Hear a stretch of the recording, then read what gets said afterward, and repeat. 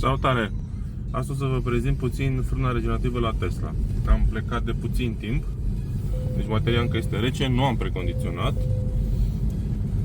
Primul lucru pe care îl observăm, avem aici acest semn, înseamnă că frâna regenerativă este limitată. Bateria este foarte rece. Încărcarea avem 64%, deci nu este plină ca să fie acolo limitarea. Cum ne dăm seama de limitare și de cât de mult este limitat? Acum ar trebui să pun frână pentru că am avut puțină limitare. Avem aceste puncte, aia reprezintă nivelul de limitare. Cu cât sunt mai multe puncte, cu atât avem mai multă limitare. În momentul când accelerezi, mașina folosește putere, când ai dat piciorul frânează. Se vede aici cu verde. Deci când accelerăm și folosim putere, câtă putere folosim până la maxim, până aici. Deci dacă ne ducem mai tare, se duce mai tare. Dacă o lăsăm, imediat, doar că verdele nu se poate duce până jos aici, fiind limitată. Automat vei avea nevoie să folosești tu frâna ca să te oprești în timp util, sau vei avea nevoie de o distanță mult mai mare pentru a frâna regenerativ. Te obișnuiești în timp, după o lună, două de mers, să-ți dai seama că e mult mai eficient. De exemplu, eu am în față la 15 metri, deja am frânat, am încetinit, acum accelerez iar ușor să ajung la el, folosesc să fiu cât mai eficient cu energia. Și acum se vede că eu recuperez cu verde un pic. Acum accelerez. Eu nu folosesc în oraș frâna decât de 2-3 ori, în cazul în care e o situație mai puțin previzibilă, să pun o frână mai brusc în fața mea. Păstrez mereu distanța față de cel din față, adică nu merg în curul lui, am mereu o lungime, cam 2 lungimi de mașină, tocmai pentru a permite frânei regenerative să ajungă până în mașina respectivă fără să mai apăs eu pe frână. De exemplu, acum frânează, eu încă nu frânez, dar acum am luat piciorul și frânez și se duce și acum mai corectez eu un pic din accelerație. Acum, deci stăm, mașina stă, eu nu trebuie să apăs nicio pedală ca să stea. În continuare avem acest semn care înseamnă frână limitată. Durează destul de mult până când se încălzește bateria. În principiu, în oraș, când merg 10, 15, 20 de km, nu este suficient pentru a se încărca, pentru a se încălzi.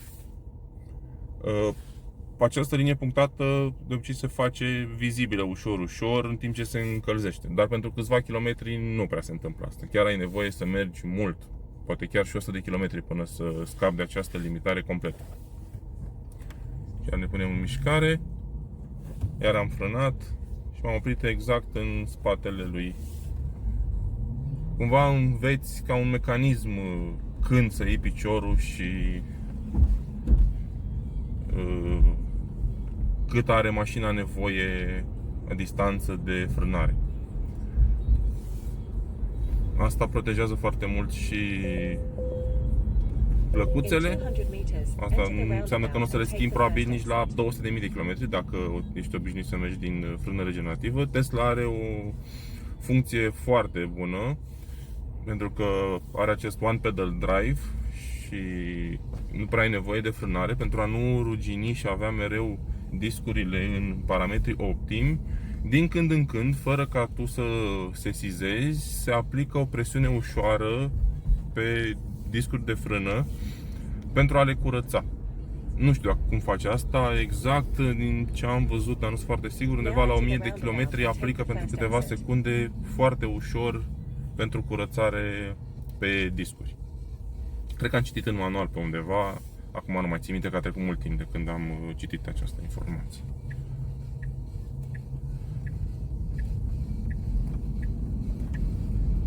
Așa. Vezi, se vede în continuare că este limitată. Dacă schimbăm banda, deja schimb banda cu regenerare pentru a încadra și a păstra o distanță sigură. Deci aici ne uităm. Este mai ușor de urmărit când ești la volan și dacă ești obișnuit, pentru că în principiu zona asta o cam vezi tot timpul, că ai toate informațiile pe care le are mașina de oferit. Este ca și cum ar fi ecranul din fața ta dacă ai avea o mașină normală. Și te obișnuiești puțin să te uiți în dreapta jos Adică să mă uit așa, ca și cum m-aș uita drept prin volan sau peste volan dacă aș avea ecran aici. Diferența este de câteva grade în care te uiți în dreapta și nu trebuie să întorci capul, e doar o privire ușor în dreapta, adică în loc să te uiți drept, te uiți câteva grade în dreapta. Te obișnuiești și cu asta. Deci mie îmi place să fie aici și să am în fața volanului tot liber. Sunt destul de clare și de mari toate semnele, tot ce ți arată Tesla aici, ce e important.